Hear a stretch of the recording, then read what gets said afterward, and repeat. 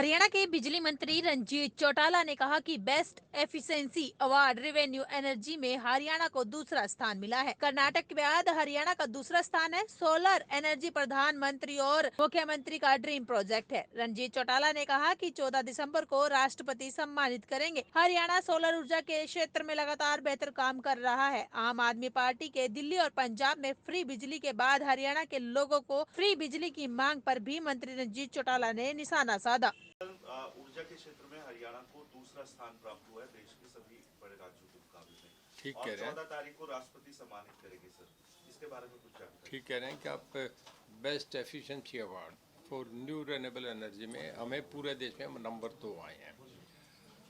जो बड़ी स्टेट्स हैं उसमें हरियाणा को लिया गया है और कर्नाटक के बाद हम नंबर 2 हैं। ये मैं समझता हूँ हमारे स्टेट के लिए, हमारे ऑनरेबल मुख्यमंत्री जी के लिए बहुत बड़ा कॉम्प्लीमेंट है। आज के दिन पावर बहुत इम्पोर्टेंट है और ख़ास करके जब हमारे पीएम साहब का और सीएम का दोनों का स्वीट ड्रीम प्रोजेक्ट है कि new renewable energy world wide सबसे ज़्यादा बढ़ता जा रहा है, तो इसमें ये लेना एक बहुत बड़ी उपलब्धि है सरकार के लिए। मैं सभी कर्मचारी और सभी लोगों को, जो सब लोगों ने मेहनत करी, उसके लिए बधाई देता हूँ। सर क्या इसमें क्या देखा गया सर, ये अवार्ड जो दिया गया क्या देखा गया और आपके या इस 10 साल में कितना इसमें सोलर एनर्जी में हरियाणा आगे बढ़ा है? देखिए, मेरे से पहले ये डिपार्टमेंट हमारे माननीय मुख्यमंत्री जी के पास था, 5 साल उन्हीं पे था।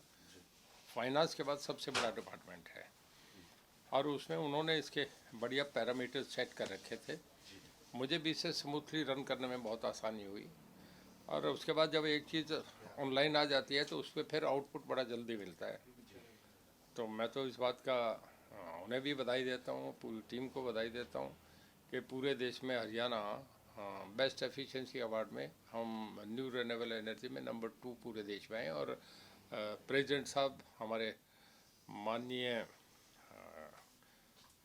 देश के राष्ट्रपति महोदय जो नंबर 1 हैं कंट्री के, वो इसमें सम्मानित करेंगे। स्टेट के लिए, हमारे मुख्यमंत्री जी के लिए, हमारी पूरी टीम के लिए बहुत बड़ा एक सम्मानजनक बात है, जिसके लिए मैं सभी का धन्यवाद करता हूँ। सर, एक सरकार जो है सोलर पंप लगा रही है प्रदेश में। पिछले सत्र में एक मामला सामने आया था कि जो ज़्यादा गहराई के जो कुएं होते, पंप होते हैं, वहाँ पर सोलर पंप काम नहीं करते हैं। तो उसके लिए क्या कुछ विभाग ने देखिए, सोलर पंप को हम यूँ करके बढ़ा रहे हैं कि सोलर चलने के बाद हमारी पावर बचती है।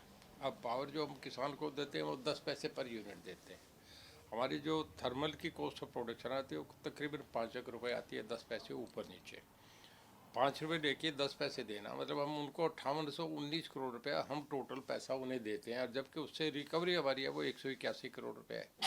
तो जब आप समझे कि इतना स्टेट को घाटा जा रहा है, सोलर से सारा ही फ्री हो रहा है, पावर आ रही है, उन्हें दे दिया, वन टाइम होने के बाद उनकी इंस्टॉलमेंट्स आ गई, उसके बाद उन लोगों को फ्री बिजली मिलती है, सब सन से मिलती है।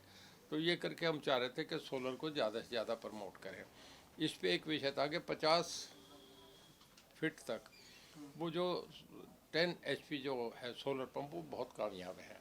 तो लोग उसे बहुत, जैसे हमने जब भी पोर्टल खोला तो अब 2 घंटे में भी आप ये समझो कि लाख के करीब उसकी बुकिंग आ जाती है। अगर उसे हम एक दिन एक रात खोल देते तो 5-7 लाख मिल जाता है, क्योंकि इसमें सेंट्रल गवर्नमेंट का इसमें सब्सिडी है। वो 35% वो देते हैं, 30% वो देते हैं, 45 हम देते हैं। तो गवर्नमेंट हेड पे बड़ा खर्च जाता है। एक चीज़ को जब प्रमोट करते हैं तो उसको बढ़ाने के लिए आपको कुछ कोई इंसेंटिव देना पड़ता है। तो ये करके इसको फिर हम चाह रहे थे कि इस पे लोग शिफ्ट करें और हमारा इन द लॉन्ग रन अगर सोचें तो आपकी पावर बचे। सर, एक आम आदमी पार्टी ने हरियाणा सरकार पर आरोप लगाया बिजली विभाग पर कि कैग के रिपोर्ट में उन्होंने हवाला दिया कि पिछले 5 साल में बिजली कंपनियों को 15,500 करोड़ का घाटा हुआ है और सरकार ने पूरी क्षमता से पावर जो हमारे प्लांट है वो नहीं चलाए हैं, वो आधी क्षमता से चलाए, जिस वजह से घाटा हुआ है। क्या कहें? देखिए, कई कारण होते हैं, ऐसा नहीं होता। बरसात हुई थी जिसका अंदाज़ा नहीं, सब स्टेशन पावर डूब गए लोगों के। तो आप देखे थे हिमाचल में तो तबाही हुई थी। जहाँ अर्थक्वेक आ जाए वहाँ कोई घाटा और मुनाफा नहीं दिख रहा था। आप कुदरत का कहीं मुकाबला नहीं कर सकते। जब ये आया है, उसके बाद यूक्रेन वार से था, कोल के दाम बढ़े, गैसेज के दाम बढ़े, तो सो मेनी रीजन हैं उसमें। पर उन हालात में भी फिर हमें औरों को बिजली देना हमारी ज़्यादा प्राथमिकता है।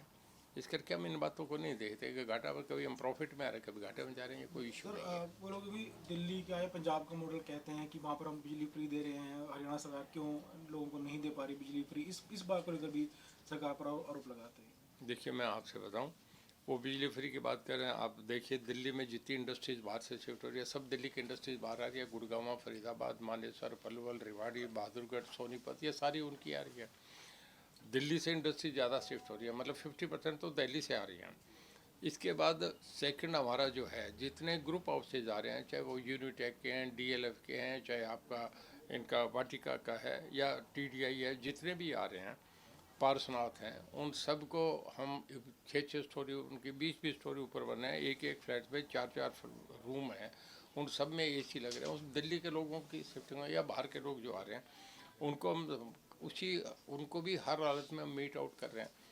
तो पावर इतनी देना तो बहुत बड़ा हमारे लिए अचीवमेंट है। केजरीवाल जी पता नहीं वो उनके लोग क्यों बाहर आ रहे हैं, बिजली हम दे रहे हैं, वो इस तरीके की बातें करें, कोई दस्ती बात नहीं। सर एक आखिरी सवाल है कि लाइन लॉस को लेकर सरकार ने काफ़ी काम किया है पिछले कुछ समय में, और हुआ है। आंकड़ों के मुताबिक काफ़ी कम हुआ है लाइन लॉस, तो क्या कितना कम हुआ है, क्या कुछ फ़ायदा हुआ है? देखिए ये 2005 में 2014 में जब मनोहर लाल जी ने टेक ओवर करा था उस वक्त 31.17% था।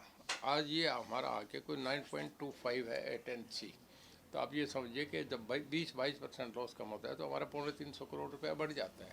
जो डिपार्टमेंट कतई घाटे में जा रहा था बीच में प्रॉफिट में भी आ गया। ये तो बीच में फ्लड और बाढ़ और तबाही, अर्थक्वेक, ये तो बात की बातें थी। ठीक है सर, ठीक है।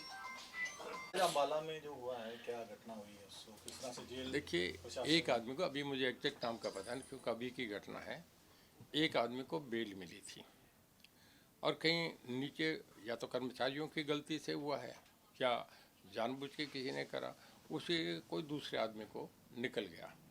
जैसे ही खबर मिली तो तुरंत हमने पुलिस रिपोर्ट कर दी। हमारे डीजीपी इमीडिएट मौके पे चले गए।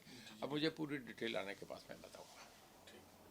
तो उसको फिर दोबारा पकड़ के डाल देंगे जेल में, जो निकला दो गलती से निकलेगा दूसरे वाला। जैसे कुछ खबर आ गई आपको बता दें हम, मैं यही हूँ आज भी कल भी।